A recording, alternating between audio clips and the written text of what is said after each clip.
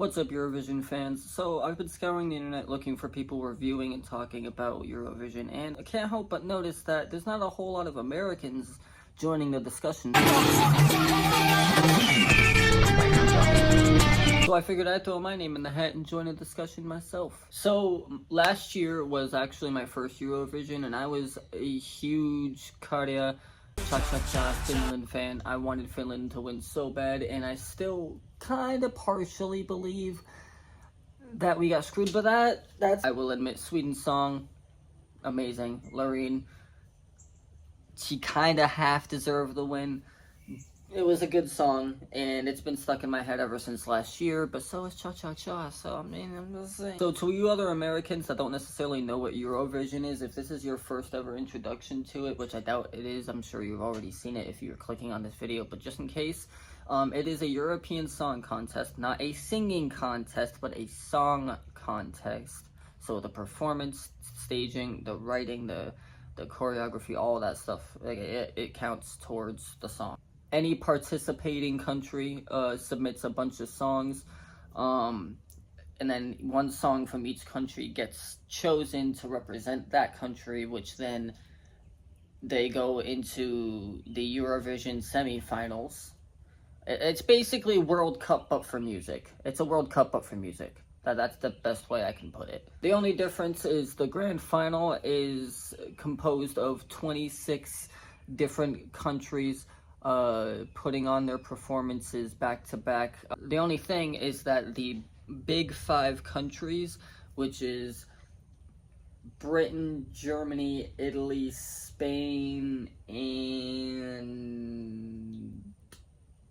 I'm forgetting the fifth one right now. France, I believe. France. The big five get automatic entry into the final because due to population size and like allies and everything, like they're basically gonna make it to the finals no matter what. So it opens it up for the smaller countries to make it have a better chance to make it into the final. Once they make it to the final, there is a judge vote and a televote, so we get to vote as well as a panel of judges. Each country gives their favorite song 12 points. I don't exactly know how the televote points work with like how many points we give to people. I don't really know how that works, but all I know is the more votes you get, the more points you get. That's all I know. I got introduced to Eurovision last year through TikTok, and I think the way that TikTok like kind of figured that I'd enjoy it, right? The reason why I got on my FYP is you guys remember like the Jewish school with like those boys that are ridiculously good singers, and like they're like singing their hearts out, and like they blew up on TikTok and people loved it.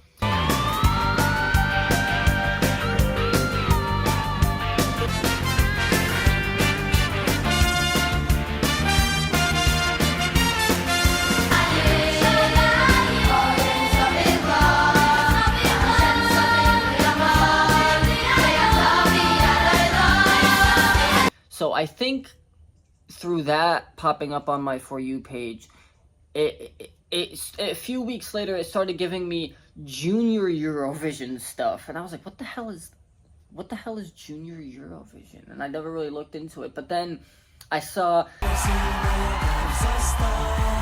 on my For You page, and then I was like, when is this happening?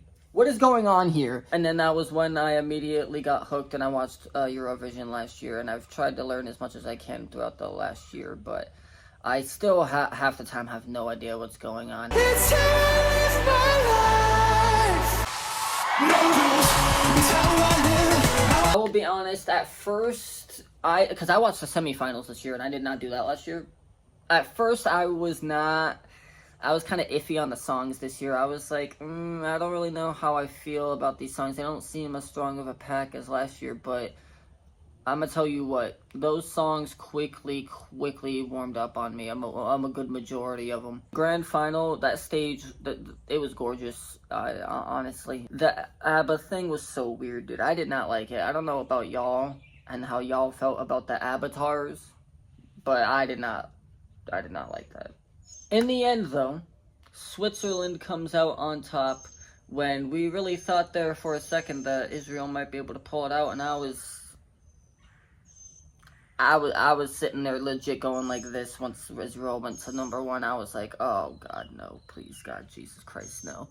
And like that song isn't even all that great either. I don't understand why I got so many points, to be honest. And also the big elephant in the room, Yost getting disqualified. So apparently the news came out that he did not even touch the camera or the camerawoman at all. He basically just told them to get out of their face, and they didn't listen. So he kind of was just like, hey, can you like stop like that with his hand or something along those lines? And yeah, he got disqualified for that. I think honestly, realistically, as much as we did love the Netherlands song, I think that the judges were probably going to set Switzerland up for a pretty decent landslide victory either way.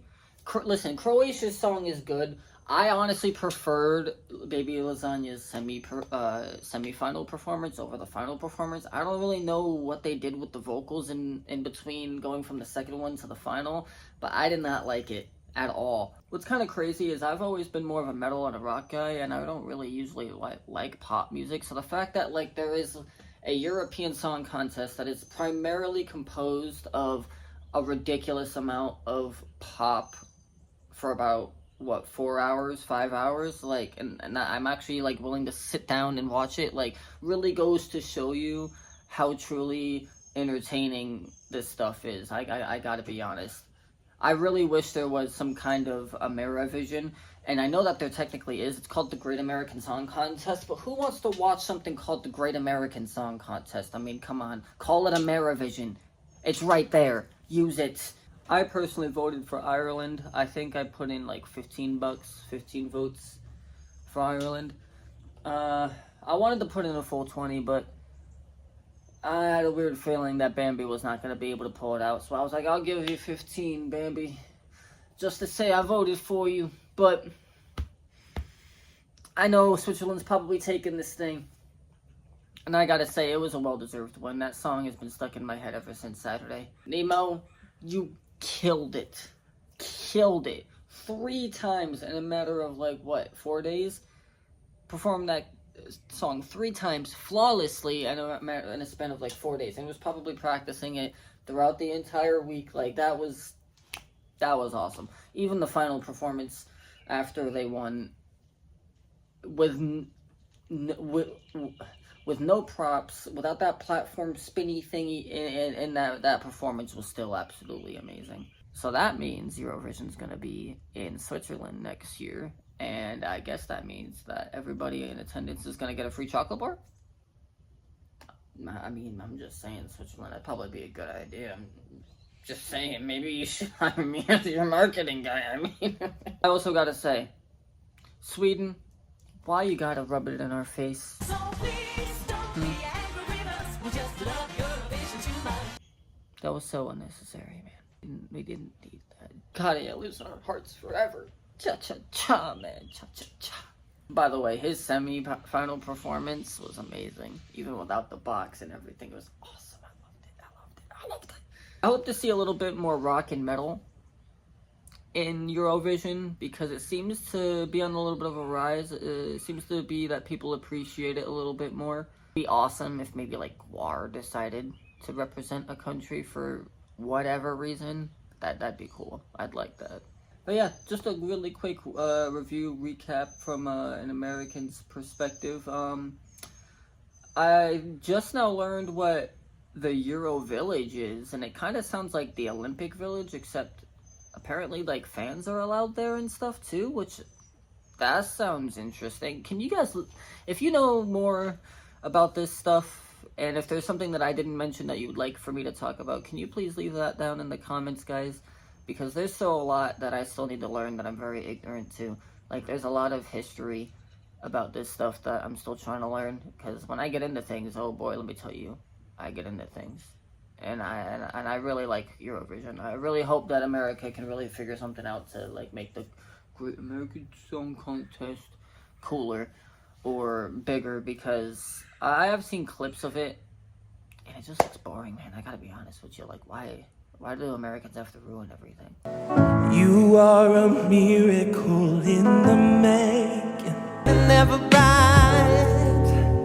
Are they really shining? Or just burning? Gonna be okay. That we got. 난 깨지는 것처럼 I admit it's driving me mad. I should quit, but when it's so bad.